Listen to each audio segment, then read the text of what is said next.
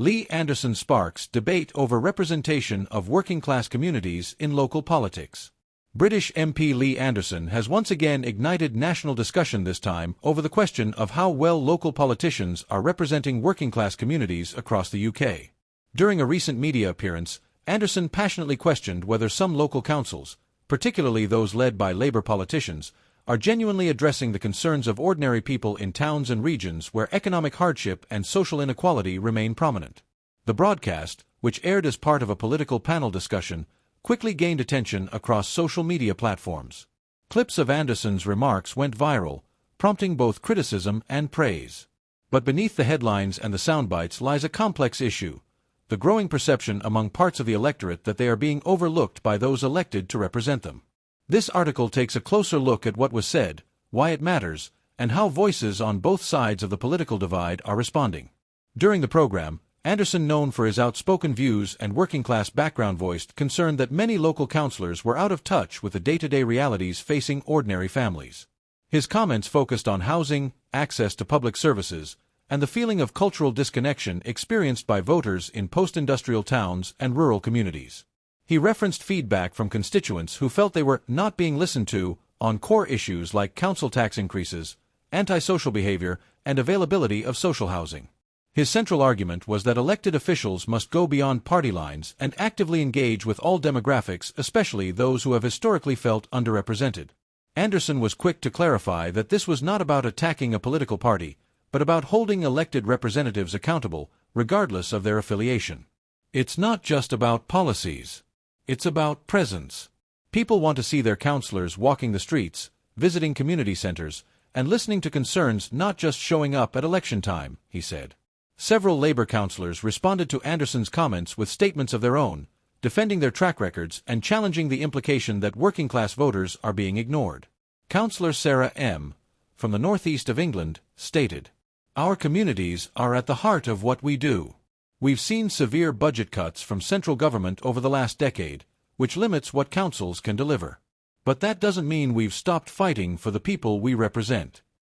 Others echoed the sentiment, emphasizing the challenges local authorities face in managing rising demands with limited resources. They argued that frontline services have been stretched thin due to austerity measures, and councils are often left making difficult choices that inevitably leave some residents dissatisfied. Still, even among Labour supporters, there was some acknowledgement that better outreach and more direct engagement could go a long way toward rebuilding public trust. The real tension behind Anderson's remarks and the debate that followed lies in the ongoing struggle to bridge the divide between voters and local institutions. Whether in market towns, coastal areas, or former mining communities, the feeling that no one is listening continues to surface in political discourse. Polling data from recent elections shows that working-class voters are no longer as predictable in their voting patterns as they once were. Traditional party loyalties have weakened, and trust in institutions is being re-evaluated. Analysts say this shift demands a renewed focus on direct engagement, pragmatic policy solutions, and visible leadership at the local level. Dr. Helen Carter, a political sociologist at a UK university, noted, "When people feel left behind, it's often not just about economics. It's about identity, fairness, and being heard." Local politics is where that connection can be rebuilt, but only if representatives are present and proactive. The public's reaction to Anderson's comments has been mixed but overwhelmingly engaged. Many viewers, including those with no clear political alignment, voiced agreement that more needed to be done to close the gap between councils and communities. One caller during a radio follow-up show shared their experience. "I live on a council estate and haven't seen our local councillor once this year. When bins aren't collected or streetlights go out, there's no one to turn to. We just want accountability." Another listener pushed back, highlighting efforts by local councillors to support food banks and youth outreach programs in their area. "It's unfair to generalize. I know councillors working long hours with very little recognition. The system is under pressure, but many are doing their best." This spectrum of opinion reveals a crucial truth. Improving representation requires not only criticism but constructive dialogue and cooperation.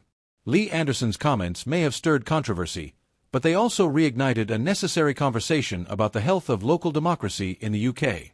Whether one agrees with his tone or not, the underlying concern that working-class voices must be heard, not just during campaigns but all year round, is a valid and widely shared one. Moving forward, the challenge for all political parties and councillors will be to ensure they are not only making policy decisions but also remaining deeply connected to the communities they serve.